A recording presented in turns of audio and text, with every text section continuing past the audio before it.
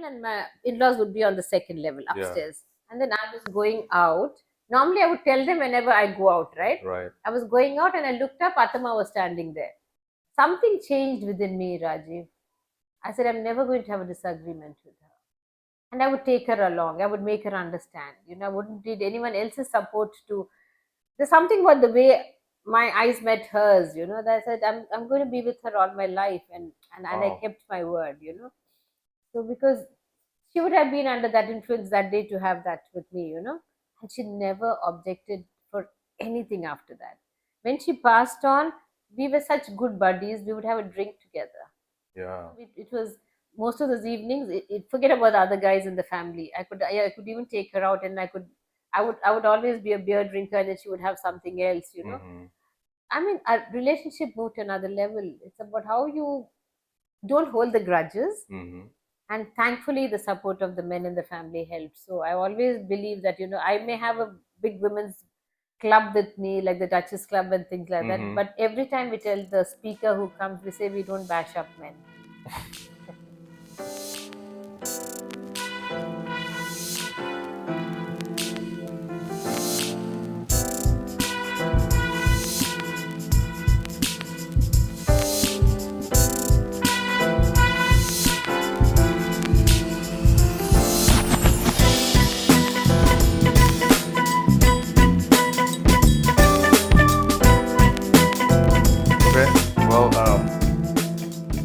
Answer your question. So why am I doing this stuff, right? So I've been trying to do something in India for the last something like 14 years. So I started an unofficial NGO working with the tribal people in southern Karnataka. So there's a long story, backstory behind that. But anyway, in 2009, I got in touch with this tribal people that I was friends with, and we started an NGO, and we said, all right, we're going to try to bring business to them. It was in BR Hills in Mysore. I don't know if you've heard of BR Hills. Anyway, so we employed a few people, and I was so naive at that time. I just didn't know all the dynamics of people making profit on one hand. Like I had friends who run business in Bangalore.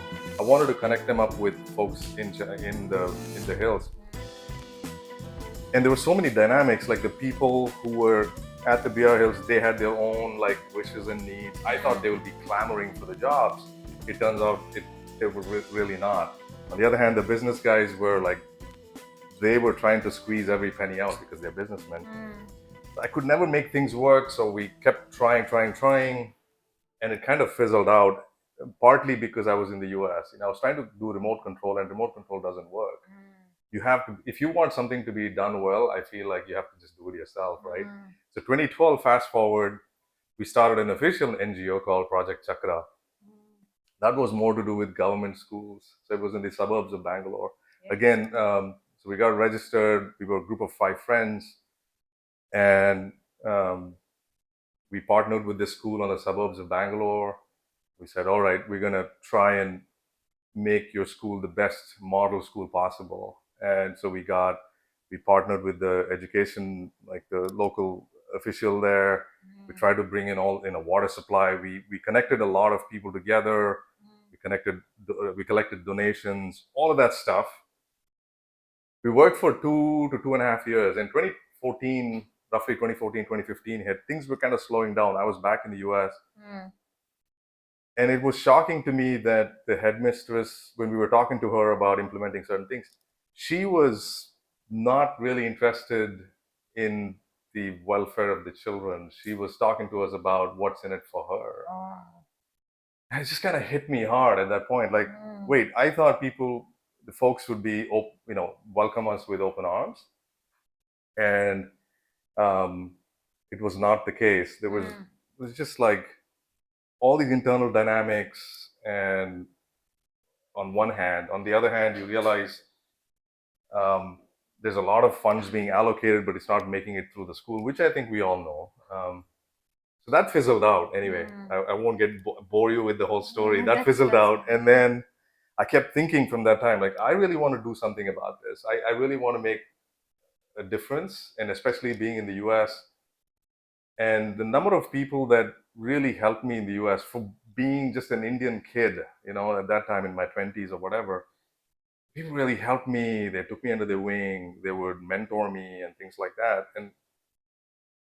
And then more and more I saw how the US works and how things run and how things are transparent and how the people with just extremely good ideas and people have a high level of like conscientiousness. They were just like, some things are clearly wrong, they accept it and they work towards it. Like, for example, my father-in-law, he served on the school board for 18 years without, it's just thankless work. He never got paid for it, and that seems like a common thing across the US. The community members participate in the school board in order to plan for the future, for the children, what kind of facilities that they're going to have. Selflessly, because they just love their country. And I'm like, how do these things happen? There must be some historical reason for these things. Maybe people really love their country, or they feel a sense of duty towards the community, or maybe all of it. And it just kept bothering me. And I was like, okay, I'm a huge podcast fan. I just consume them all the time, like 3-4 hours, 5 hours, 6 hours sometimes. I'll just watch a bunch of them. And my mind got changed a lot. And it's like, okay, it seems like to me that in a lot of instances, there are some bad ideas running in society. I mean, both from personal experience and as well as looking at the national scale, I'm like, there's some things that can be done here. We need better ideas to spread across in our country. It feels like. So more and more I dug into it. I was like, all right, let me just try this out. And I called it the idea sandbox. Are you familiar with the sandbox concept? So let's just put ideas in there, because I don't want to be the kind of guy who comes from the US and say this is the way things are, because nobody will take you seriously. It's like, hey, this is India, this is very complex compared to America, which I agree. But at least there's room for us to play with ideas, implement, maybe open up people's minds, maybe see how things are done. I mean, I had a guy from the Netherlands, by my 5th episode. He was talking about how to implement. I mean, he works in a Dutch cycling embassy, so his whole purpose is to make more people bike everywhere, reduce the number of automobiles on the road, and bring about more physical, kind of a physical oriented, exercise oriented kind of a society. So they actively lobby, they actively work, they actively research. And Netherlands is like it's got one of the largest biking lane concentration in the entire Europe, and I was like, okay, how do you do it? So all these ideas, I think a lot of these podcasts are useful just for me. No, but just there might be all of us get inspired by that. Yeah.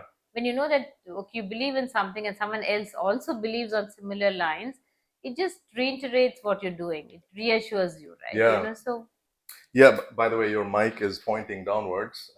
Is there any way you could? I just want to make sure your voice doesn't. Okay, better. Yeah, it's right. Yeah. Okay. Yeah. So that's the long story as to why I started the podcast.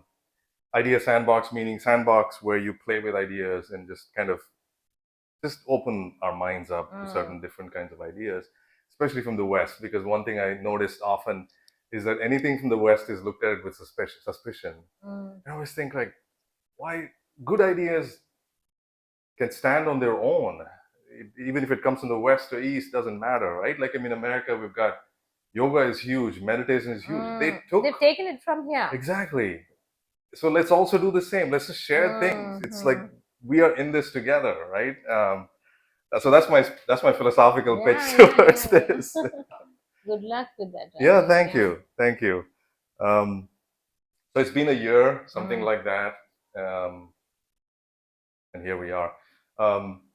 You mind if I ask you just like open-ended questions? Yeah, no problem. Okay. We can go whichever angle you want to this. Okay. Really, no problem. And also the other thing I wanted to mention is that I did as much homework as possible about you. I went on the internet and I was like, okay, I try to watch a bunch of YouTube videos, articles written about you and all that stuff. So there's a lot of information that you're given to people. I don't want to recover that because obviously it's already there. people know that about you. I'm just curious about some other things, and I thought, okay, Emily mentioned some things. We should ask Nina these things. So I was like, all right, I'll put that down. And Sure. okay, so let me start with the first question. Like, so I can go whichever direction. How do you, like, you're in your early 60s, something like that, right? And you've been at this for the last 20 years, something like that. By the way, how did you get thrust into this? So you've told me the story of not being a business person. Your husband was. He started the entire Savera and all of these businesses that you have. But then you were thrust into it, right? That's an event happened, which I don't know if I want to mention it, but an event happened. You had to check yourself into the hotel, and you have to deal with it head on. Could you talk about, like, Yeah, sure. how? I mean, you were not trained in business, is that right? And you just got into it and started doing it. Were you just kind of good at it, or you had to learn? For this, I think I have to go back right into my childhood. I really need to go back to what I was, and then what I discovered much later on. I guess I was always a people's person. Yeah. And and I think I always was. I loved kids around. I mean, that's how I grew up, and I'm from all classes. Yeah. And in fact, yesterday I was telling my grandchild about how I would spend maximum amount of time with my mama, my grandmother. Okay. In fact, I think she is my inspiration. And yesterday was Mother's Day, so I could only remember her and what her contribution was to my life. Our mama was the epitome of patience and persistence. Those two things. And I think I always believe that, especially Indian families. I don't know how it is in the other countries, but Yeah. I think the family plays the major role of the first teachers in a child's life. Sure. And you always related back to whatever instances that are happening in your life, to how your parents have dealt with it or not dealt with it. And then and that's how it is. And in fact, when I was recollecting with my grandchild yesterday, I could even think of some things when I was a 5-year-old, and I still remember vividly. Because those are somewhere innate in us. Right. So normal upbringing, with fairly well-to-do parents. Okay. And very well-known grandparents. Okay. So that was what my background has been. So I was always known as a little princess. You know what I'm saying? I was also the first grandchild from my mother's side and things like that. So there was no one really pushing you to do things. I guess that also could be a little disadvantage, because then they just want to give you the best, and make sure that you're comfortable and things like that. So you also get into a little comfort zone. Right. And so through school, through college, there was nothing like a push to perform, or to take on multiple activities and things like that. They just make you live whatever life that they want you to. So there was nothing like taking up a career. Even when I was in college, it was just a normal thing. Okay, you get married, and then get married into a decent family, and the person should take care of you. It was as simple as that. And it was exactly that. I was just about getting into the ambition of getting into journalism or something like that, because I knew that I was good at writing and expressing myself. I just discovered that in my 12th standard. Okay. And then all my friends would say, you'll make a good journalist and things like that. So I was bending towards taking on Bachelor of Journalism when I got married. Instead of completing my graduation, I was married when I was 19. Yeah. Wow. So, but then, yeah, it was a very normal thing to do. And my husband was just 22. Holy cow. Because I think that's how it was, and no questions asked. And he was also the elder child in his family, and I was eldest in my family. And proposals start coming to you from the time you're 16 years. Wow. Okay. It's like that. So actually for 3 years, my parents and my family had to deal with it and things like that. But that's a very normal thing. Today I can't imagine. Right. Right. It's unimaginable that it's like a child marriage, right? Right. But then it was the most normal thing, and certain amount of maturity also was there with us, because I think there's a certain level of preparedness that your family prepares you for. 18 kapuram, then you get married. It's like that. So normal marriage, and I came in. I realized that my family is big. my parents' side of the family, lots of aunts, lots of uncles, lots of cousins. And when I came here, Vijay's family was fairly smaller as compared. Mhm. And when I came here, I realized I was again the elder daughter-in-law, and then I had to take on the certain responsibilities which I was meant to do. Mhm. And again, in my upbringing, because I was the eldest grandchild, Mm. lot of freedom, but lots of responsibility too. Mhm. You know, I don't know how the parents imbibe into you. I don't know that. They just Yeah. keep saying, okay, you're the eldest, you need to take care. That's Yeah, all. Like yeah. those very simple words. But it became like a lifeline for me. And even today I always feel responsibilities come with your freedom also. Yeah. So that's how my life has been.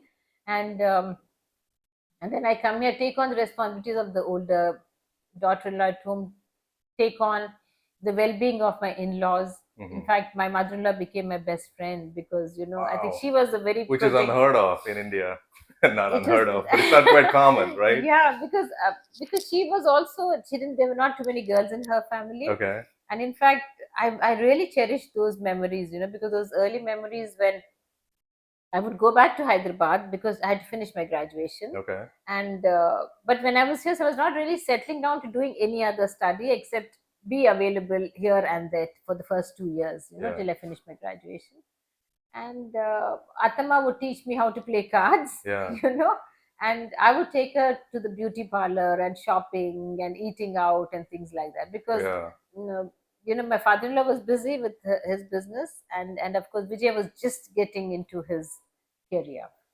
How did you not fall for the stereotypes in India? Like it's a stereotype that mother-in-law and daughter-in-law always kind of have friction, right?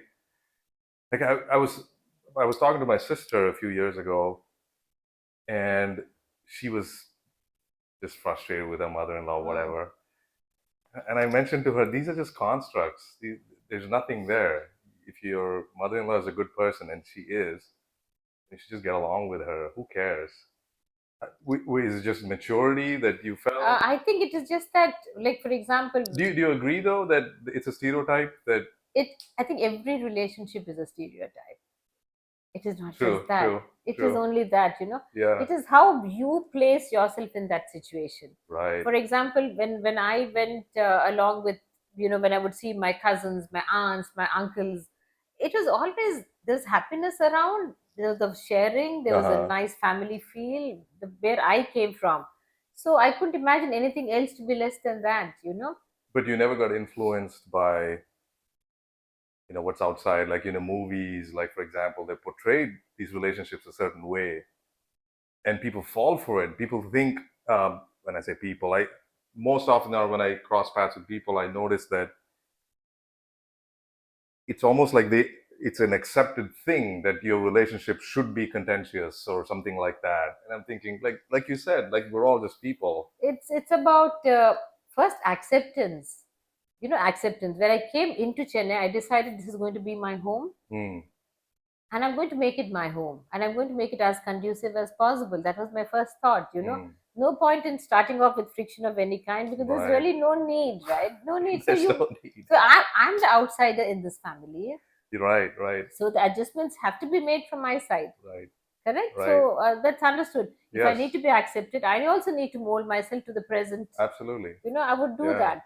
At the same time, the only thing I ask my husband, and I tell this to every person, every interview, is the only request I had with my husband when I got married. I said, just let me be. In those words, I didn't know the word space and growth and things like that when I was all of Yeah. 19. But I knew that what I wanted, I needed his support, and he should just let me be in those Mm. kind of words. And he got it. Mm. He got it because I think he would also let him be, kind of a thing. Yeah, and you So let him be too. exactly. Yeah, So yeah. it was nothing like, you get into someone's space and stop their growth and things like that. Both Right. of us actually grew up, and the growth also was parallelly good. Okay. Today when I look back, I'm thankful I was there for Vijay when he was growing up he was also a very young person when he got married, right? Right. So I'm happy that I was able to influence him in that kind of way where his growth became quite unlimited. Wow. So maybe I would have helped. I don't know. Sure. Yeah. And I was grateful that he also felt the same about me. Really. So you guys were mutually thankful for each other in your lives. Yes. That is so refreshing. Yeah. That is really refreshing, Nina. Do you realize? I don't know. The circles that I inhabit in India, social circles, it's always contentious. Like, and me and Emily have a similar relationship where I constantly thank her. You're making me better. I was so narrow-minded, for example, in so many areas, and yeah, she's made me a better person, and I'm just always thankful for that. You know. And I think each of us bring a sensibility to the table. For Yes. example, Vijay was the eldest child, and he always got what he wanted. Okay. For me, I was the eldest child. I never demanded. Yeah. You know what I'm saying? I was Yeah, only yeah. made to feel responsible as the eldest Right. child, but Vijay got his demand. In fact, Atama would always say, as a child, he would get up in the middle of the night at 11 o'clock and say, I want to eat pakoda. Wow. I want to eat pakoda. And the whole household would run around looking at the closest shops to open them and get the pakoda for him. I mean, that was what he was. And if he did not get anything, he would throw things around. Wow. Okay. Just it could be a bottle here, a thing there, whatever he would. And I remember the only fight we had, Rajiv. Yeah. The only fight we had. Okay. You mean like in an entire relationship? Yes. Only fight. Wow. Okay.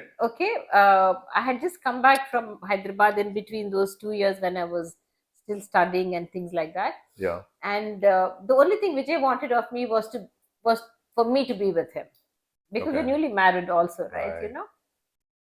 I was the first one from my circle of friends to be married, and I had gone to Hyderabad for another friend's wedding, and she was a Muslim girl. Her name was Afifa, I still remember. And then she had a nikah the previous day, and then the next day was a reception. But I said I can only come for one. She said okay, and I went there.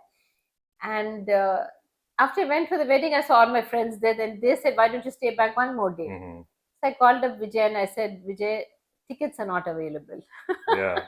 That was the You only made up a lie. story. Yeah. And I can't come, so I'll be coming tomorrow. And then I stayed on. I had a good time at the next day, the get together with my friends, and I came back here. And I come back, and then and he's not talking to me. He's just not talking to me. There was, how do I say? It was like one block of wood I was like trying to relate to, and then I realized that the albums that we had, the wedding albums, most of them were torn up. Wow. And in the album, there's only the bridegroom. The bride is missing. He had torn up my. So he was so mad. He was so mad. Wow. Okay. And then he just told me one thing. I said, "Why? What's wrong with you? I mean, what's happening?" Right. And he said, "I called up the Indian Airlines office. It was only Indian Airlines, right? And they said tickets He called are you bluff. available." He called you bluff. Yeah. And then I was trying to say, "Okay, I want to be with my friend." And he twisted my arm. Okay. And that's it. And at that point of time, my mother called up from Hyderabad to say, "Have you reached?" Yeah. And then I was sobbing. And then mom said, "Hey, what's happening?" So I said, "Ma, I'm missing you." That was the second lie. Yeah. Why did you? I didn't want to tell them. I've dealt with things all by myself all my life. Okay. It was just like always, you were always like that, like independent with your emotions and stuff. Wow. Okay. So then, and also there's no point in troubling them long distance. Right. I felt, this is something I should handle. It was my thing, and I have to handle it. You're just a mature person at a young age. Like even the earlier thing you mentioned, like you mingle with people of all classes. Were you always like that? Like, just doesn't matter what income class people are, you're just open-minded about these sort of things, broad-minded rather. Because I shouldn't say I don't see it. I've talked about this in my previous podcast, Nina, is that there's definitely a classism aspect to Indian life, right? Like, would you agree with that? Like, there's, I don't know, certain classes of people won't mingle with the other classes, and you get talked down to if you belong to a certain class and things like that. Do you have any? Again, I can only. And by the way, I notice how you work with your staff, and they treat you almost as equals. You guys treat each other as equals, and it's like so refreshing to me to see that. I'm not just trying to praise you for that sort of thing. It's just I've noticed every time you've hosted us many times here before, and it's always like you're not a commanding person. It's just everybody understands their roles and responsibilities. And I mean, of course, I'm sure there's contentious moments, but it seems like you're not like a very, I don't know, like not a classist person. It Yeah. seems to me. It is just that I think we are all equal. I mean that's the first thing that comes to your mind, okay? And you have to be little more spiritually inclined to feel that, And I think that again comes from Amama again, Okay. Even though she had all these many servants, you call them, Yeah. in the house, the wives would be working with Amama, Hmm. and the men would be, she had given them living quarters for them. Yeah. They would go out somewhere, work, and come back, but the women would be at home, right? And their children would always be around. It's a very organic way of living, So, Right. and that has been my dream, Rajiv. I'm going to have a nice house, and I'm going to have lots of staff, Uh-huh. and I'm just going to have. They're all going to grow together. Yeah. I mean, I think, in fact, today my kids sometimes say, Ma, I mean, when they see some of my staff children, their grandchildren also come over. They say, Ma, can we have some kind of a disparity? And I can Disparity understand. meaning what? No, I mean, can you treat us differently from them, How come? I don't know. I mean, but that's again the way they feel. So I have to value that also. Okay. So I tell my staff. In fact, it's a very recent episode. I can share that right now. Okay. It was one of the birthdays, and one of the grandchildren of one of my staff was also there. I mean, they live here, so they drop in sometimes. They say, "Can we at least not? Can they not come in? We want to spend time with you and not with everyone else." Uh-huh. It is just a question of they wanting me completely to themselves. I Sure. understand that. It's nothing. It's not that they treat everyone very well. In fact, for the birthdays and all that, they themselves invite all the kids from all the families, Okay. and they have a different celebration for them too. You know what I'm Uh-huh. saying? So that kind of kindness is within my kids, and I'm thankful for it. Yeah. But this aspect, I think I need to respect it. Yeah. Yeah. So the only thing I called Satyama aside and said, Satyama, your children can come, but not on the days my kids also come. Sure. That's the only thing, Sure. So, there's always ways to work around. Mhm. And I noticed that when you have an honest conversation, she understood. So she's also being careful. So she calls them the other days when, Sure. So it's just about making them understand and not saying looking down or talking down to Right. them. Right. Um, about your hotel and about the things you do. I remember in 2012 when Emily was when your trainer and things like that. I remember she mentioned to me that you were going to China and you were upgrading a lot of your interiors and stuff like that.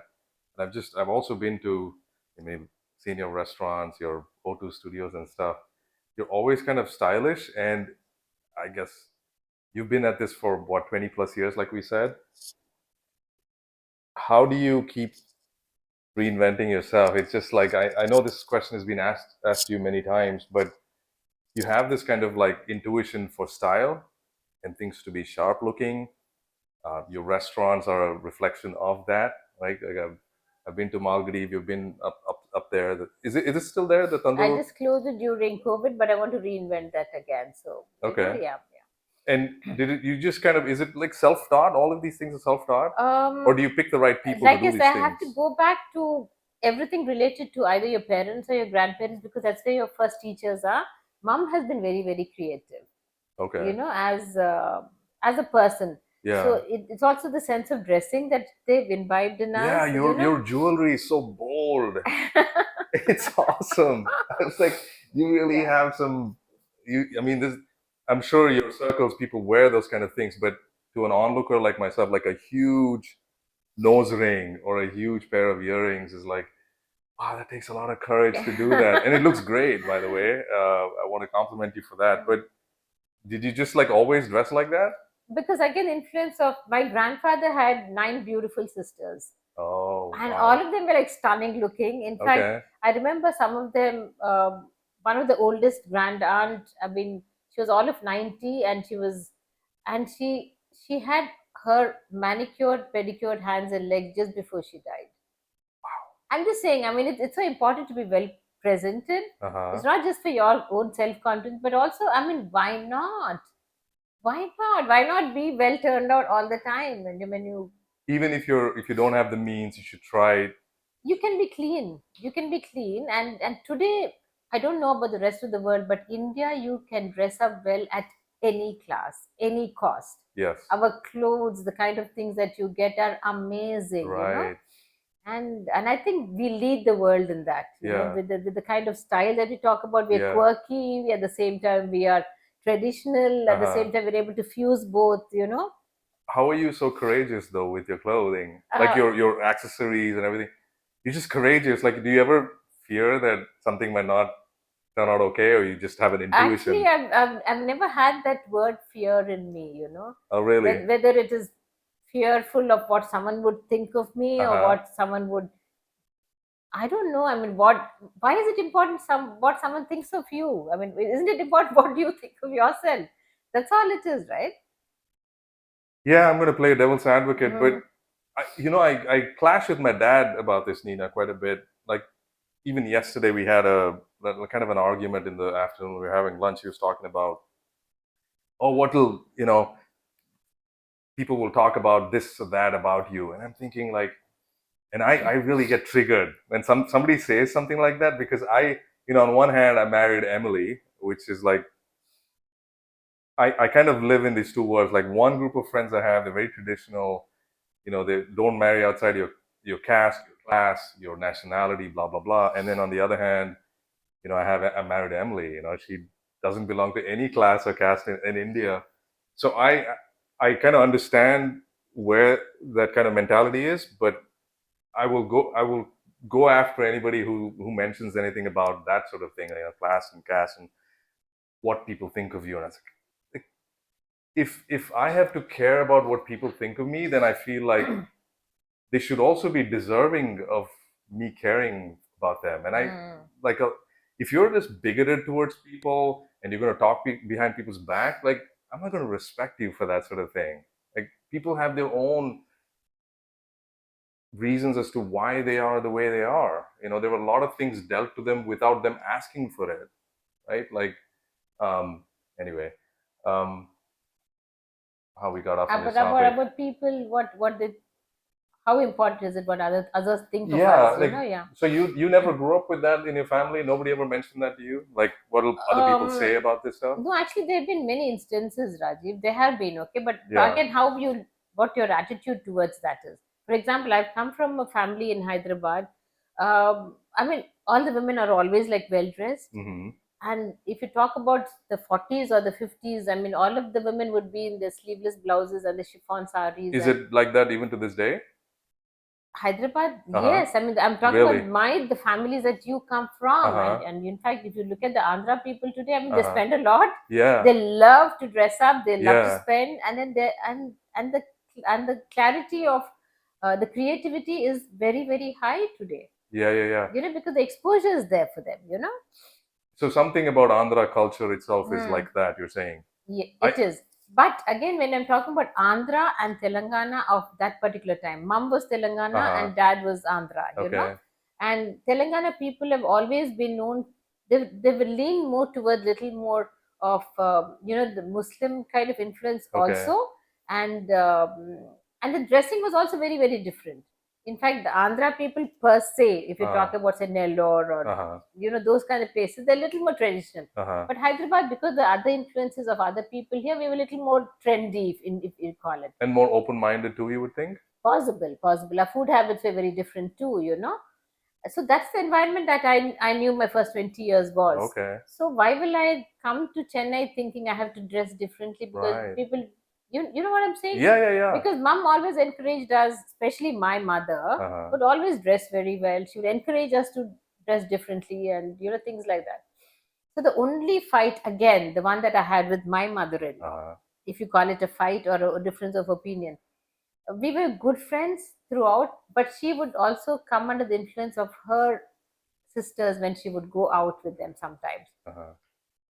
And one afternoon she came back and then she said, and every meal we would all eat together, Rajiv. That was another connect. I'm talking about before my kids came along. Vijay, myself, my mother-in-law, and my father-in-law, we would always have our breakfast, lunch, and dinner Oh, together. nice. So the dining table was the place you Meet, shared things. yeah. Meet always. Right. And I would just come out in my night dress also and sit at the table and have a coffee and things like that with my father-in-law. And then they would go to work and things. Akamma came back one afternoon and then she's looking very sullen. And then she just had this outburst saying, why is it that you need to dress up so differently from my other family members? Why do you need to wear a sleeveless? And why do you need to have lipstick all the time? Mm-hmm. And this was a very personal remark. Right.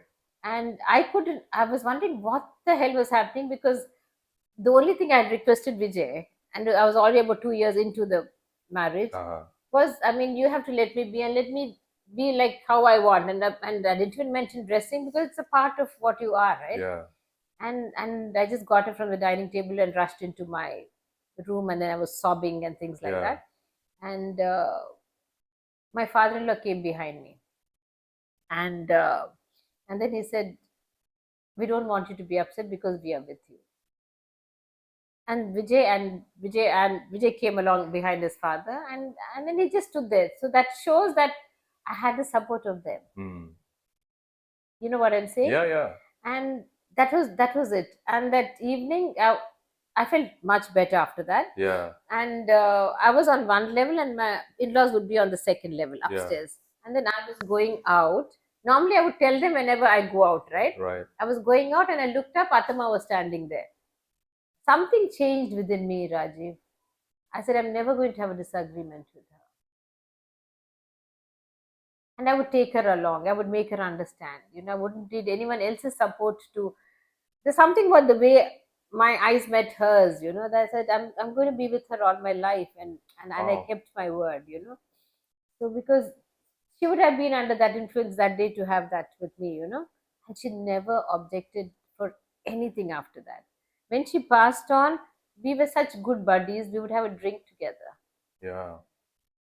It was most of those evenings. Forget about the other guys in the family. I could even take her out, and I would always be a beer drinker, and then she would have something else. Our relationship moved to another level. It's about how you don't hold the grudges. And thankfully, the support of the men in the family helped. So I always believe that, I may have a big women's club with me, like the Duchess Club and things like that. But every time we tell the speaker who comes, we say we don't bash up men. We are not a feminist club. We believe in equality. So we also have to prepare. How come? Was that your kind of core philosophy that, like, look, we're not going to bash men? Yeah. Why do you say that? Is there a tendency to bash men? Lots of. This is again what you say, a stereotype. You say when a bunch of women get together, they bash up men. Is that common? That's what you think. Women's clubs, feminism, and things like that. You can be feminine. Right. You know what I'm saying? You don't have to lose any of your femininity. Yes. But feminist, I don't agree.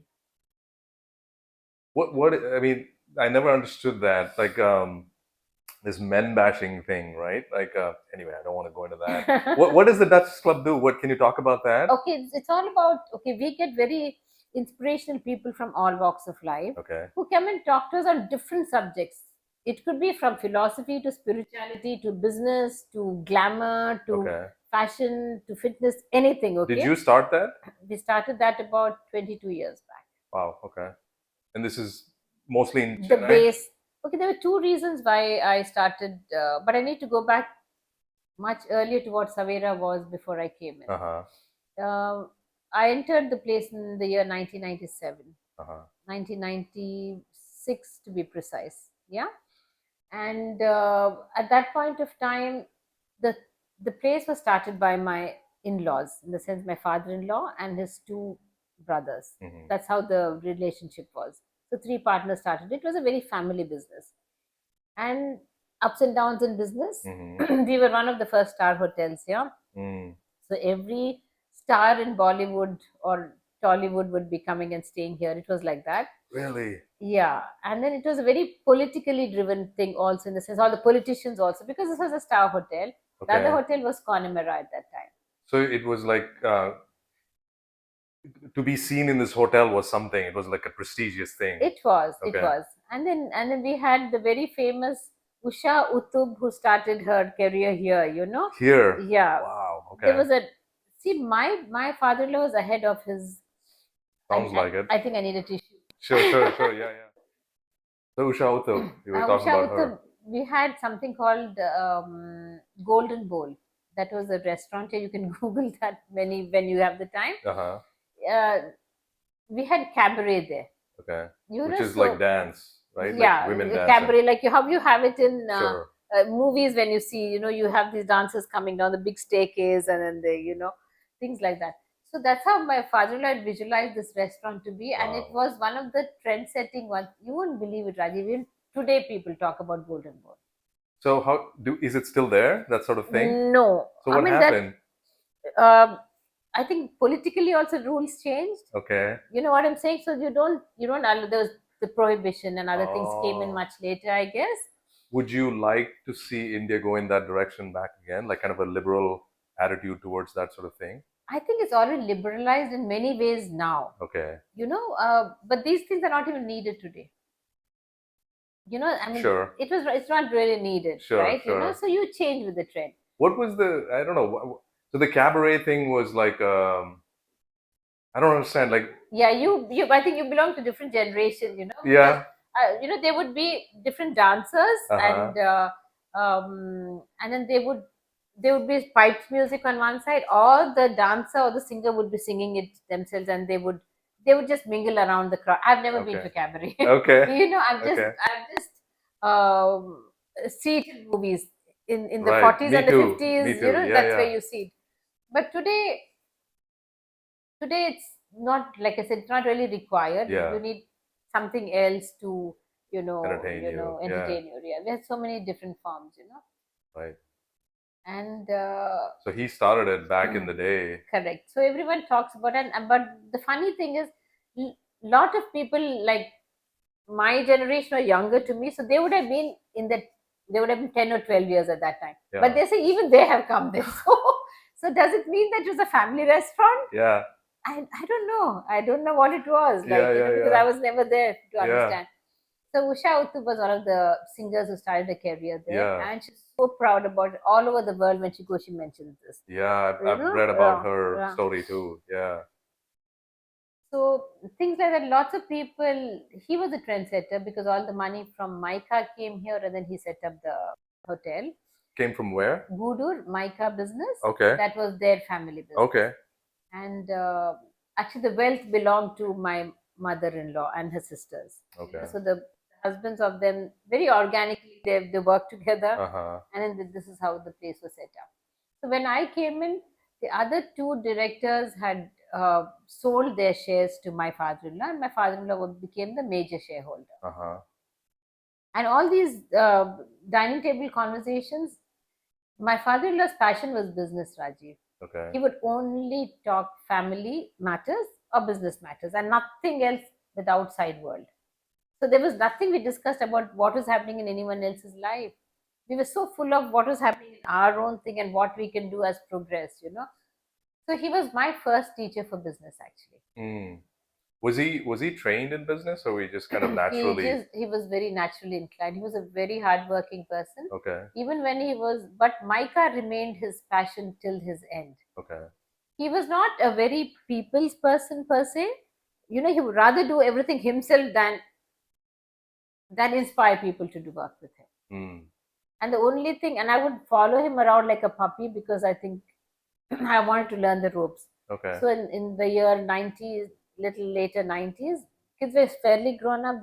One was 10 and one was about 12 years. And then I came and said, I think I want to work here. Okay.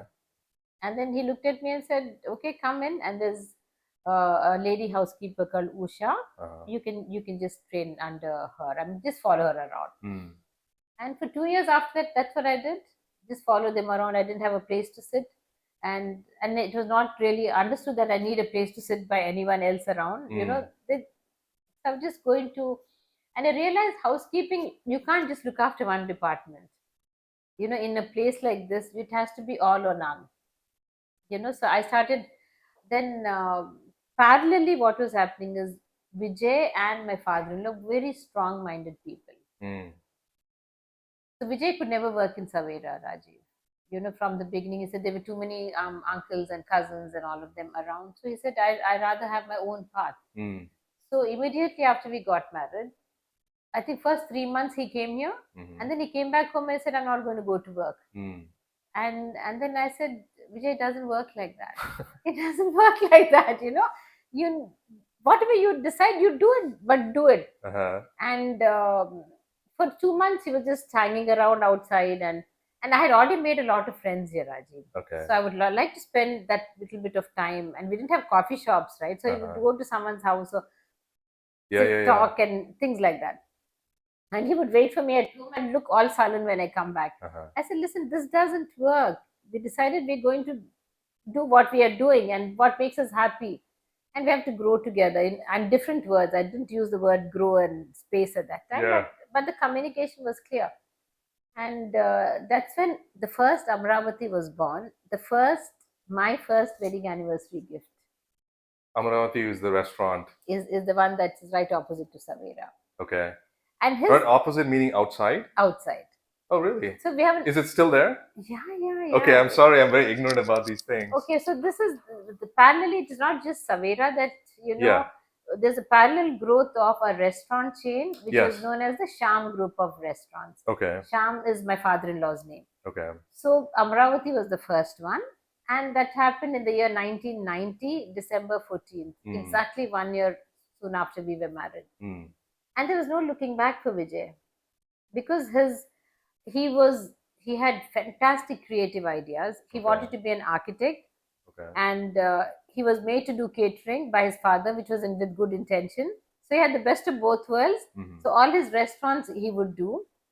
He loved doing the interiors and things like that. And he was a major foodie. So whatever was missing in the city, he would create a restaurant.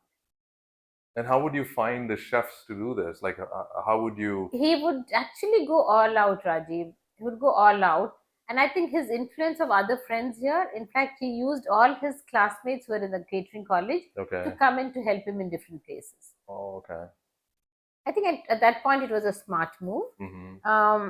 What was not very smart was, you can't question your friends after that. You know what I'm saying? Friendship should never be mixed up with business. That was one lesson I learned from him at that point of time.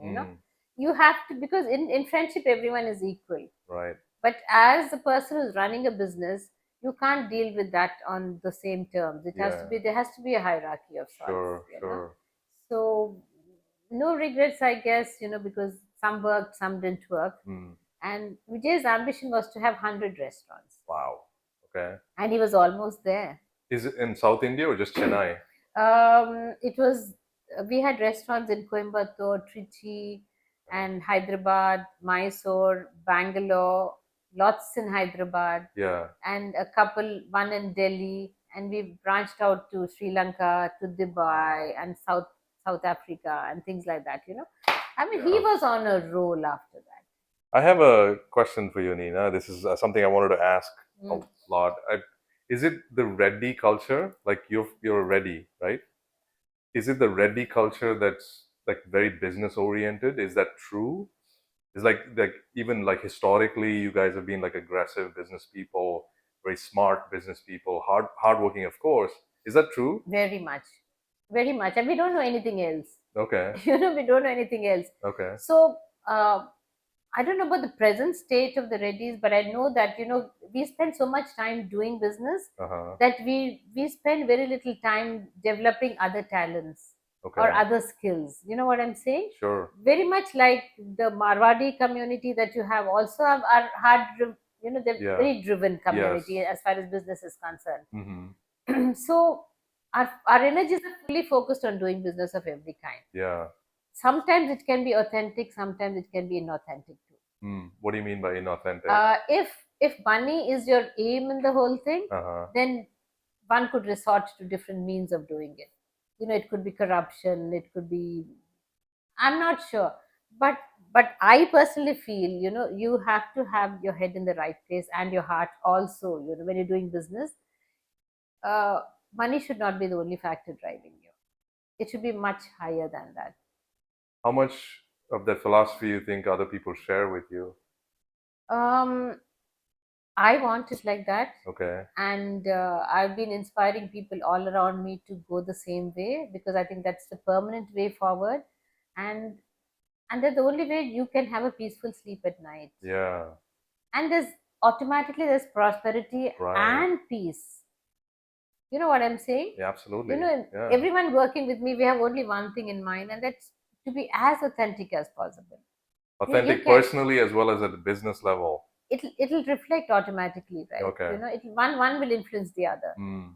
So so money is not the only thing. So, and with the different crises that we have gone through, it again comes back to square one. Authenticity matters. Mm. So I've seen so many people around me also getting into the wrong way of doing things, and they may become the owner of thousands of crores of properties, and but it's not, if it's not done the right way, it never lasts, Rajiv. True. For True. me, that's my philosophy. Yeah. You need to be very, very smart, driven, inspiring, at the same time not losing track of that authentic feel. Right. Because that's when the brands matter. Mm. So today I can say so many of our business, we don't advertise as much as some other people, because our loyal customers base has been built up. So the loyalty, we're a very loyalty driven hotel and a brand driven hotel. So people relate back to their experiences or whatever. The customer gets another customer. Yeah. And I think that's the way forward. So you service one, 10 people will come through that person, Yeah.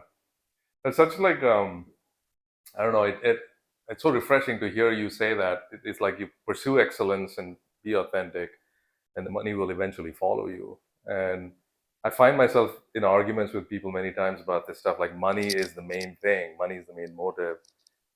And here you are, you're saying just work hard, apply your heart, be authentic. How can you go wrong?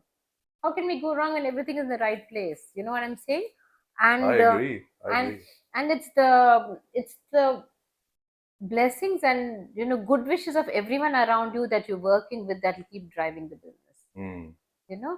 Yeah. There's no need to do anything less than that. Yeah.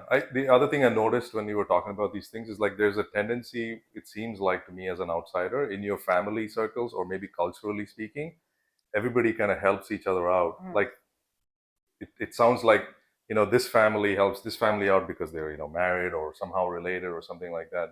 Is that true? Is it like people helping out each other in the community? It's not just about family, Rajiv. I Uh-huh. think it's also bringing up your own friends around you who can be little, who need your help. Yeah. You just provide a little platform for them.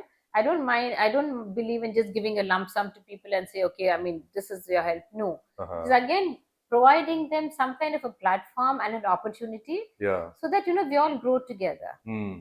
That's what it is, right? So you find a lot of my friends around me who are doing similar businesses. Like one friend runs the florist right here, and she's been doing it for the last more than 25 years. What's the forest?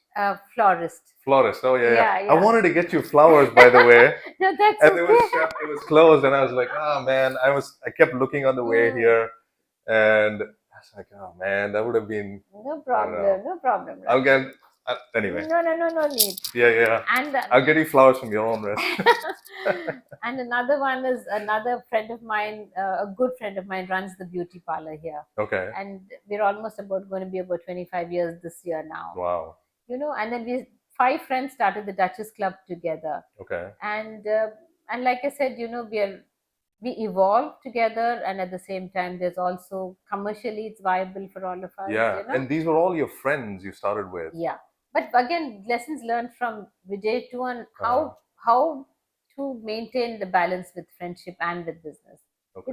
I think it's complete honesty and having those difference of opinion openly aired, clearing the air when something is troubling you. And sometimes, most of the time, other people are also right. It's not like I don't have to drive my point home. we all place our points and facts on the table, and whatever works best for the end result, we work at it. Our end result is, keeping all our members in the Duchess Club happy. So that, there's happiness all around. You know what I'm saying? Yeah. 300 women, they go back to their homes, happier people, and then that spreads, right? Right. And it's amazing how we're able to influence these members to become business people in their own way, or creatively more open and more confident, because indirectly you're helping all these families. So it's generally doing all these things, which the final quotient is, happiness, right? Right. And you're working with your friends everywhere, so it must be like just fun. It must be like it's a lot of fun. It's a lot of fun. And I'm never the boss lady with them, but I step in as a boss lady when required. Okay. So they also look up to you, because my area of experience and expertise is very different. So they respect that. Yeah. But at the same time, I don't throw my weight around. I think it needs a lot of balance to do that, and being a good friend. So yeah, do you believe, like, how do you, like, when you first like came into the scene in '97, you were saying, right? Like, you had to kind of work from the ground floor up, so to speak. Yeah. And like, I'm sure you've learned a lot of lessons along the way. Is there something that really sticks out to you, like that you could share with us, like, or share with me? See, rather, of course, it's like, what was something that you really strongly believed in, but you got completely changed on that, based on your personal experience? First of all, there were no women working in the business before me. Okay, in the hotel business, in the hospitality. In my, because it's a family business, so none of the women were really involved in the business per se. So again, there's nothing that you can really look up to or look to for help. Right. So I had to find my own way around. That must have been nerve-wracking, right? No. You were just a courageous person, and it was just that I didn't want to just come and have a cup of coffee and leave from here. That was never my intention. My intention was, I come here, I make a difference and go. I mean, wherever possible. And whatever it takes. You always had this conviction in your mind. And you're just a mature person. I don't know. No, sometimes you can go wrong in your sensibility also. Okay. So, for example, okay, the first thing is no women working around. There are not too many women. One was Usha Ramalingam, the housekeeper, and it was myself, and there was my secretary, a lady called Radhika, and 2 women operators. And I don't even remember where the other women were working here. The population was not even like a 1% of women working here. Wow. So that was the first thing I said, I need to get women to work here automatically, just to bring that little bit of sensitivity in, all levels, all women. Today, most of it is an equal balance. Okay. Lots of women are at the top level, so okay. It's a very natural way of doing it. It's not because they're a woman, but again, their ability and their conviction and their confidence. Today my marketing manager who runs my business is a girl called Raji, and who's been with us, and she's also come up, and my GRM Jenny, and my secretary Indu. These are like strong women around. I really like, I think they inspire me and I inspire them. Okay. And of course the men don't feel intimidated, or the women don't feel intimidated. We don't throw weight around per se. And that was one more thing I learned from the men who were working here earlier. If I can say it, it would be some cousins or some uncles or whatever. Not really looking down on people, Rajiv, because that never works. There's never like a boss and a people working. It has to be together. Yeah. And it has to be ideas that you take from everyone else. The only thing I disagreed with my father-in-law was, he would say, don't use your brain, use mine. And those are the words which I detested. I really detested. Right. It was like, I mean, what are we working with? Robots? I mean, we're working with people. They all...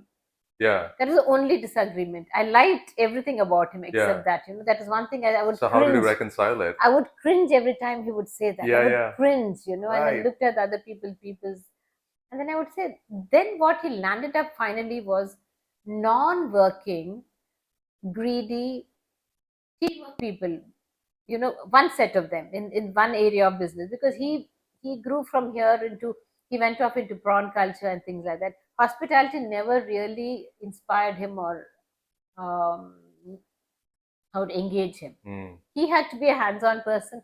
Like if it was a mine thing, he had to get into the mine and do the work. Oh, wow. And if it was prawn culture, then he had to get into the ponds, roll up his pants and shirt and things like that, get down into the ponds, get into the slush and do it. So, but the other people around him wanted a more comfortable life. Right. So they would take him for a ride in different kind of ways because he was having his happiness. You know what I'm saying? And they were not really given a chance to really use their mind in the right kind of way. So these are things which I said is going to be a no-no when I really take over things. I'm going to have a whole lot of people who would think from the head and who would contribute to the growth. And I can see that happening. How can you walk me through if somebody has an idea, somebody in the lowest levels in your organization, for example, somebody has a new idea and they want to voice it to you, do you just kind of allow them come to your room? Yes. And my door is an open door always. And they know the feeling. And at the same time, we try it out. If it's not working, I leave it to the person to come and say, ma'am, we tried, it's not working. And then we all disagree on what to do and what not to do. But we do try it out. Wow. Yeah. Your staff must love you. I hope so. No, because that's what people are, and why not? I mean, if it can, ultimately, if it's going to be helping me with better service, why not? It makes total sense to me. Yeah. I mean, this surprises me quite often at regular intervals, even like working in a corporate environment in the US, right? Like if there's a product manager, like they're at the higher levels, for example, there would be lip service to, hey, I have an open door, but when it came to rubber meets the road, I felt like they looked down upon you or didn't take you seriously or whatever. But then what you're saying makes so much sense to me, and it builds on itself, right? Like you're saying there's no high or low. Ideas can stand on their own legs. Bring those ideas and let's try them out. Anyway, I really appreciate that sort of. And when they come to work, also they come energized. Right. You know, and I want that energy. I want that positive energy with them. That absolutely they should know that I'm coming to work and this is my property. Right, they have that ownership. Yeah. And how will the ownership come unless you give them the responsibilities fully, Right. But again, the word responsibility with freedom is parallel. Yeah. The O2 studios that you started, that was your brainchild? Yeah. And why did you start it? Because I think I've always been a driven person as far as health is concerned. Okay. Because even back when you were married. Yes, because I've seen my father play tennis all his life. Okay. And in fact, today, even I may miss my evening walk, but Dad walks 1 hour a day. Okay. And then he's into yoga, and he's going to be 90 next year. Wow, that's cool. And then and we've never heard the word diet in our thing. Okay. We would eat everything, but eat in moderation. It was not like out of greed you eat, but you eat because you like eating. You enjoy it. Yeah. Exactly. So it's all about the food also. It's what way you approach it, you know. So you're not really strict about the diet and stuff. You just like, it just has to be healthy, well-prepared food. Yes, tasty, of course. Tasty, of course. Yeah. Isn't it? Yes. And yes. When I abstain from food, it's because it's not agreeing with my gut. Yeah. I don't follow the trend of, I hate the keto diet. Okay. I'm just saying. Yeah. It's not really, ultimately, what is it doing to you? Yeah. It's not just about only protein, but you need a balanced diet. Yeah. And when I went on to do my 12th standard, I had taken up home science and home economics at that point of time. That's when you hear home nutrition and things like this. You learn at that time, And the only thing that keeps sustaining is a balanced diet. Yeah. And you work it off. You have to work it off. You have to work it off. You have to work it off. And why not? God has given you, every time I go on a long walk, I thank God, Rajiv. That has given me 2 legs. Yes. And good health to walk on. And Yes. Come on, let's be grateful for that. Absolutely. And how many, Amen. and till when can we walk? We should be Let's able to do it. walk. Yeah. Along the years, quick anecdote from my side. I talk about fad diets. I really got into all sorts of fads, Nina. Like Emily and me got into this thing where we would. This is you probably cringe at this, which is like we went on a saltless diet for long periods of time, Oh. and not only did we go on like, so the idea was that salt retains water in your body, blah blah blah. It's bad for your heart, this and that. Like, so for many years, I deprived myself of. Oh gosh. Does that sound painful? No, but how was it for your mind? So I remember when I was at work, I would blank out sometimes because your body needs salt, right? And not realizing, like, I felt like, okay, I'm disciplined, I'm keeping my salt under check. Every piece of like chips I would pick up or snacks, like how much salt does it have? I would comment. I would be very, judgmental about people who ate a lot of salt. I'm just very embarrassed about all this, by the way. I'm not proud of any of it.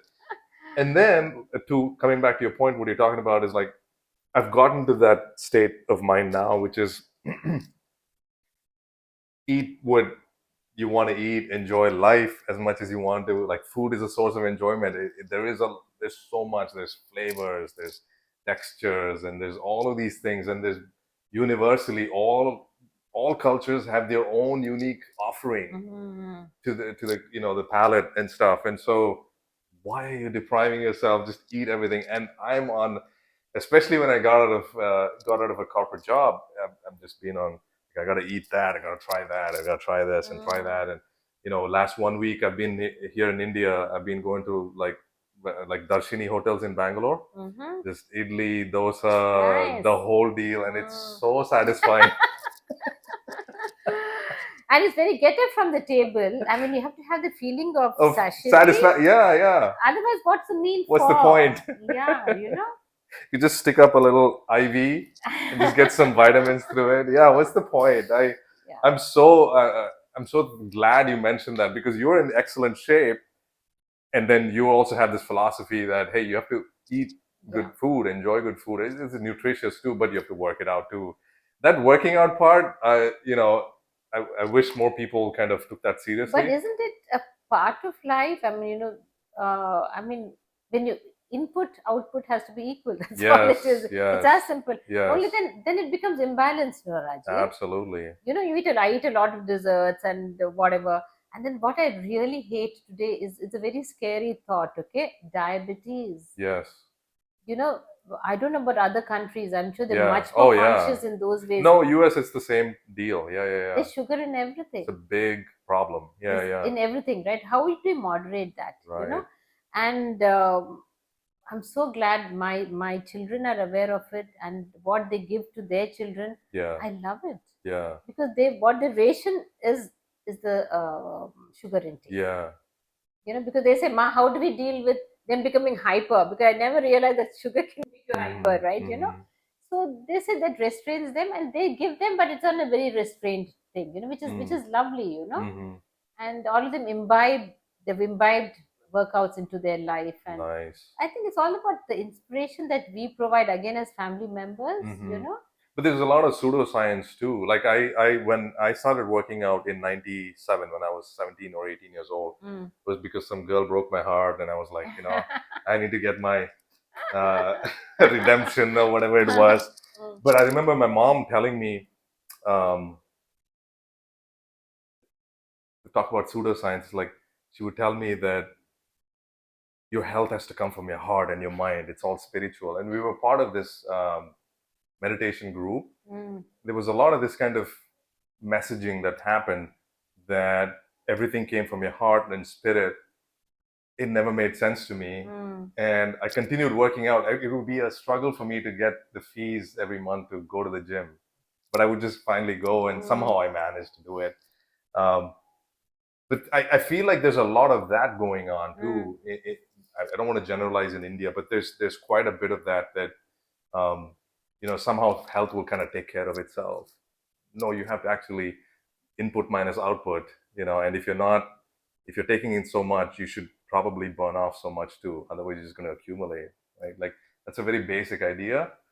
I don't know. It doesn't. So you started O2, and I remember I was always been active, and like I said, you have all these people around you. yeah. I did not know there was a word called obesity. I promise you, and there was no word like a diet till I got married and came to Chennai, Oh wow. because we would eat everything, and in fact we would eat more, but meals spaced out, Uh-huh.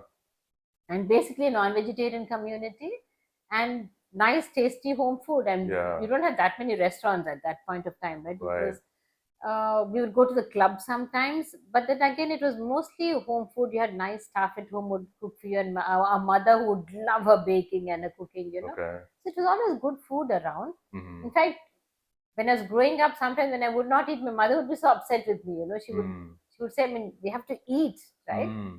And so that's how I think I got into the right family. Also, they're all foodies here, Right. Right. And but that's when I realized that when I came here, a lot of Vijay's cousins around, Uh-huh. they would not be eating, and they would say they were only on this diet. They would only be eating only curries and not rice or chapati with that. And they would all be very deprived, Rajiv.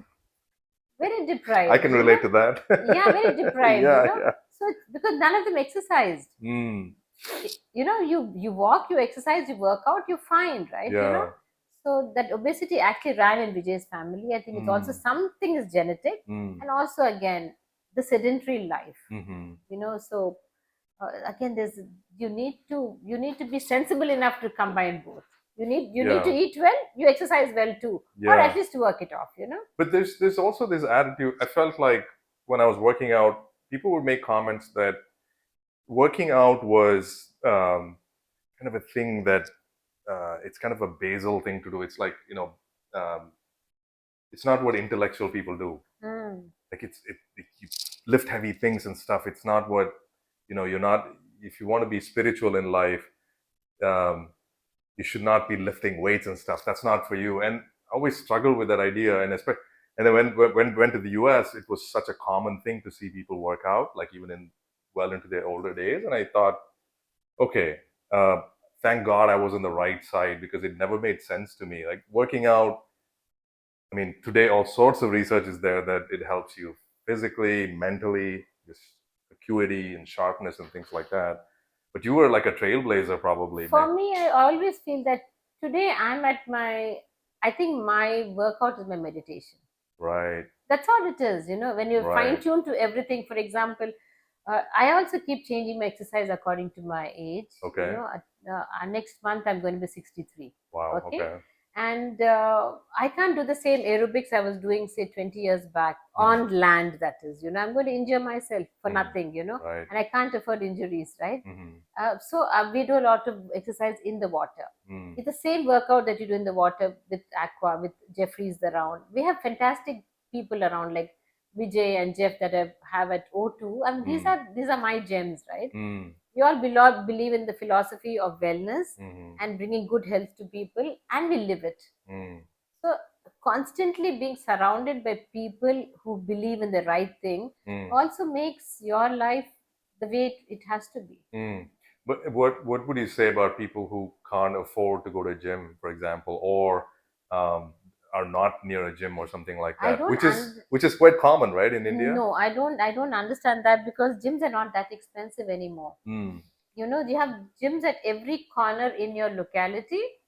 In fact, for 500 rupees for the year, I'm just saying. Really? I'm just saying, there are gyms available at every corner. It's your intention. Or you can just run on the road. You can do that, right? Yes. You can do cycling. You can do, there's so many options for it. Yeah. You just have to just walk. Just walk. I mean, if not so young anymore. Yeah. What's stopping you from taking a 45-minute walk? Yeah, and then you have YouTube, and in your living room you could just do physical. Which COVID brought back to us, right? That all of us were like housebound. Yeah. And we became the fittest. Yeah. It's all the intention, I mean, we do things which are only giving us pleasure, but we don't think of the long-term benefits of a good workout, and you don't have to be obsessively with it, but just a way of life. I think fitness and wellness are a way of life. There's nothing, one is like how they say work-life balance. I think it's the same thing. It's the same thing, yeah. There's why the disparity, the same thing, Right. Right. What's going back to what would have changed me as a person. One would be the influence of, like I said, getting more women into the organization and things like that. So generally the environment would be different. Okay, I just need to take this. Sure, card please, and then I'm please. back. Yeah. This was one of the first few disagreements with him. And you were talking about what's on the horizon. Yeah. And then, of course, challenges which happened along the way, which keeps changing you as a person. I think it's meant to change you. Oh, Any crisis which happens, it's meant to change you, I think. Absolutely. So the passing on of Vijay was one of those things which happened about now 4 years back. And but by then there was certain control over the business I was having generally. But the restaurant business was all of his because we were growing parallelly. So that's one thing which I took it on as a challenge, and I'm glad to say that we're able to come out of COVID successfully, and lots of changes have been made in the last few years. Okay. We have consolidated there, and I'm involving the next generation into the whole thing now. The latest thing that has happened is uh, my companion, my husband's brother Ravi, is very sick right now. I'm sorry to hear that. Yeah, so these are challenges which continue to happen. In fact, I was just talking to him now. So we are, again, three of us grew up together, Vijay, Ravi, and myself. We were like almost like siblings. We grew up together. We did the same kind of business together. So I'm there for him and he's there for me. Especially after Vijay, we feel so lonely without him, right? So there's a sense of comfort in us being together. So I'm going to be there for him, and I know he's proved himself by being there for me at every step, unquestioningly. So that's why I'm so grateful for all the men in my life, whether it was my grandfathers or father or father-in-law, husband, brother-in-law, my sons-in-law now, my brother. I've got fantastic men around, So, and I think because we don't look at men and women separately, we think of the mind. Yes. And I think it's and the heart. You just have to be loving, you have to be kind, and then you just have to let everyone be, and then encourage each other and say the right thing. I'm so on board with that, Nina, that's one thing. I don't know, my personal experience in India when I was growing up was that there was this kind of men versus women separation, and then when I went to the US, I realized like there was that like the boundary kind of vanished in a sense. Women would treat men as equals and vice versa. I mean, of course there are exceptions, but it was very refreshing to me that a woman would talk to me and give me the respect as much as I would do back to her. And it was never this separation that you're a woman, I'm a man, or objectifying the women or objectifying the guy or something like that. And you're living that ideal. And to the fun side of it, I started something called a cycling group, which is known as Babes on Bikes and Boys on Bikes. Okay. So that's again where you have the men and the women, we all cycle together. So there's no difference whether you're a boy or a girl. I mean, we wear our shorts and we don't even shave our legs. You know what I'm saying? And we feel so comfortable. Yeah. Because we're just looking at the fitness angle and the friendship angle. So we have our parties, but we have a cycling, which is the primary objective. We're getting fitter on the way. So I try to be in groups of people where there's only good things which is beneficial, whether it has to be to the community or to yourself or to the other person or to business, it has to benefit. It has to be a win-win situation, and the only way to approach it is with a stable, fit mind and body.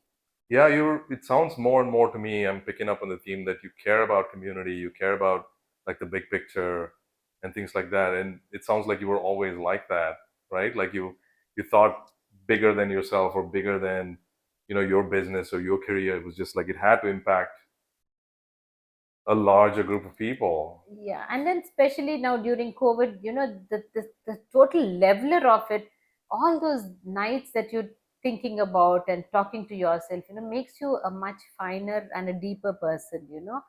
I think that's when a lot of avenues opened up for me. You Also, mean like just kind of introspecting? lot of introspection and then using it in the right kind of way. So I got into areas where I've always wanted to learn to sing, Okay. So I've got this whole teacher, her name is Kala. She's also been a Duchess member for a very long time. Uh-huh. In fact, I would ask her to sing at my daughter's weddings. She Okay. has done that. So she became a bhajan teacher. And she has a following about 50 people with her, online bhajan training. And then wherever there is a religious thing happening or a beginning of any auspicious function, all of us go all very nicely, beautifully dressed. You will like her dressing. Yeah. Yeah, all of us well-to-do family members, Uh-huh. also from all walks of life again. And then we're singing in praise of God, and Uh-huh. it's beautiful. Yeah. We could do it for Independence Day, we could do it for a religious thing, and we could do it for anything, So we could do it for a cause. Do you feel like the music helps you, kind of? It's therapeutic. Really? It's therapeutic. Another thing which took on was Sanskritam during this whole thing. So we got another batch of people who want to learn. Again, there's men and women there, online training. Our teachers in Singapore, and then I'm just saying. So you're going back to childhood because life is supposed to be full of fun and happiness. Ultimately, God makes us so that we are joyful. Right. He doesn't want an unhappy person, right? Yeah. He wants you to be grateful for what is given and be happy and lead your life the best way possible. Yeah, I so agree with you. The last I was telling you earlier, why I started this podcast thing was that I felt like I was losing. It felt like the joy had kind of dried up, and I was just being a machine every day, like an automaton, just going through the motions. And I'm thinking, life is supposed to be fun, isn't it? Like life is supposed to be. I know what that feels like to do what you enjoy doing every day and keeps you engaged and things like that. And if it means that I'm not going to make money for a very long time, it's okay. I'm going to give it a shot. Then at least, what's the worst going to happen? I'm going to have fun doing what I'm doing. And you're always going to go back to something later on, But you Yeah. tried it. Yes. I always encourage people, do what you think you should try, Okay. Even when the kids, sometimes the next generation is a little wary about trying out new ideas. Uh-huh. They don't want to fail. I said, doesn't matter. I mean, uncle and I have failed many times, Yeah. But you still have done the things that you want to do. You don't have regrets. Yeah. Yeah. So what are you working on the horizon, now? Nina? My thing is organic farming. Okay. Because I've almost become like a vegan right now. Really? Yeah. Okay. I'm not eating meat because something changed in me some years back. So there's no meat of any kind. Really? And was that hard to do? No, I mean I don't do anything which I don't want to do. I mean it's all only out of choice, right? Okay. And I just did not feel comfortable in the mind. Yes. So one by one, I just started giving up meat, and then I was eating seafood for a while. Now I don't eat any of the meat. Okay. I eat my eggs because I love eating eggs. I was a vegan for 2 years, not even eggs, but I was not feeling good sitting at a meal. I was missing my eggs. So eggs are very much a part of my diet. But milk I have given up last again a couple of years. I'm feeling good because my gut is feeling good. Really? But there are other options. You have more of the vegetables and the everything else around. I have every kind of grain, and I work it off. It's either cycling or aqua or gymming or walking. I definitely have to do my 10,000 steps before I sleep. Otherwise, it's like I don't feel comfortable. And is it for ethical reasons too, like not slaughtering, like animal slaughter and things like that? Is that why you gave it up? I don't feel good about, because I'm working a lot with animals now. Okay. In fact, I have a group called the Possum Group, and we have a trust called Change a Life. Okay. Where we work for the voiceless, and we do a lot of animal rescues, and we help people who do the animal rescues. Wow. So we raise money for it and we do it. So it's all about and then we have started a group called the Green Goddesses, where we do a lot of recycle, reuse, and things like that, So overall, like how in Sanskritam they say, Vasudhaiva Kutumbam. Vasudhaiva Kutumbam means, extending yourself. It is not just your family you care about, but the world is your family. Yeah, I'm so inspired, Nina. If there's something I could like participate in that, I talk about this quite often. I've tried to go into grass-fed, like I eat, all sorts of meat, grass-fed beef or organic meat and things like that. And it really bugs me. It's like whenever I eat some kind of chicken, I'm like, let's not waste it. You know, we get into fights and stuff like that, my wife and me. But if we can get to a point as humanity where we're not harming animals for food, that would be fantastic, right? Like, and if there's something I could do to, But no, but you eat it when you're enjoying it. I think it's all about that. There's no guilt of eating it, and then we. that's You know, true. it's about that. I when I was eating meat, I was only eating meat. Okay. I loved it, you know, because it's only something happens in your mind and you don't want to eat it. You don't eat it. That's all it is. And I don't do anything just because it is a trend and it's a healthy thing Yes. to do, you know, because Yeah. that's not. It has to reflect you at every point. Yeah, but for me, the problem is I do feel sad for the animals, but I also like the taste of meat. Exactly. So you still want it. So you still go, unless you're really butchering it and eating it. It's not like that.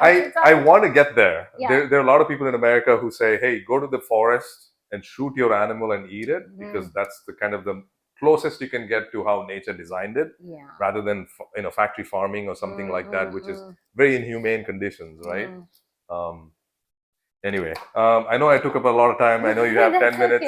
You have to be somewhere and things like that. No problem. Yeah. But I hope I was able to answer questions. Oh, to absolutely. your thing, you know? Yeah. But even otherwise, if you still think, you go back and you think that you've not, I've not been able to answer one portion of it, you can always do it online. Okay, thank you. I appreciate it. No, I really want to, like, I kept thinking, Nina, like, this is, I'll give you my honest truth. I kept thinking, how am I going to approach this conversation, and how am I going to ask you questions? And I had all these things in my mind. At the same time, I don't want to repeat something that somebody else has done, because it's not going to be interesting, because there's already you've already answered it and things like that. So then what can I really ask you? And I was nervous on one hand. You're this gigantic figure in Chennai, in South India. And then, I'm just coming out and just like, hey, can I talk to you about some things? This has been an absolute pleasure to do this, and an honor that you allowed me to do this in your office here in Savera. No, I love doing it too. It's bizarre to me that, here's a quick anecdote to me. It's bizarre to me that me and my family have been associated with Savera for so long. This is a personal anecdote. When I was a kid, when I was probably 7 or 8 years old, a close friend of my dad's, we took a road trip, and my dad and mom didn't make it with us. It was just my friend's family. And I'll give you some personal details, because we came to Savera. That was the big place to come to in Chennai. Right. This was 1988 or something like that. And so I remember, like, the pool. My God, there's a pool here. We can play and all that. But it so happened I also had some negative memories, because the friends, my parents, they had a really troubled relationship. So I was terrified. So we were in one of the rooms up there, and I remember they were fighting in front of us. Oh, Christ. I was so terrified.